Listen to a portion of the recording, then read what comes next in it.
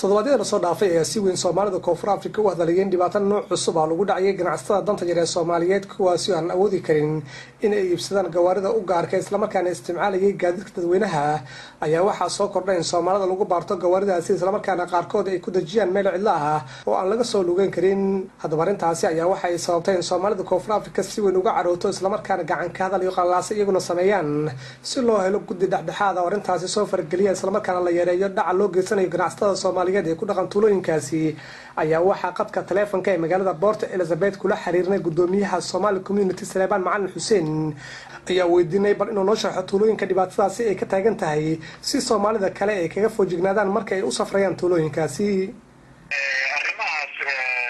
dadbarajo waa jiraan daba badan baa ka jira gobolkan gaar ahaan Eastern Cape magaalada Port Elizabeth iyo area-deeda waxaa jirto sidaad ogtahay macnaha locationada dhow ee magaalada u dhow nin Soomaali ah inuu public taxi raaco kuma tagi karo maaragtay tuuladiisa Msitubaki. Okay, waxaad ka warbixisay marka tuulooyinka aan tagaasida loo raaci karin oo kale bal soo koob inta ay leeyihiin iyo magacyadooda tuulooyinka hadda aan tagaasida loo raaci karin ama tuulada kamid ah aan Soomaalida lagu arki karin midda koowaad waxa weeye New Bright Baldamid waan gartay mid waa Motherwell Ijuli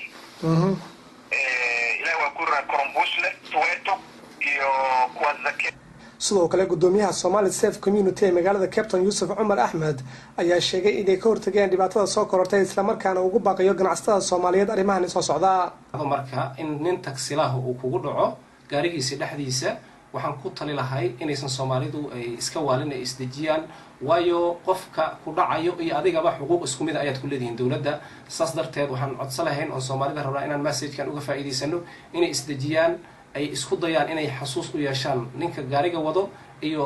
targa numberkiisa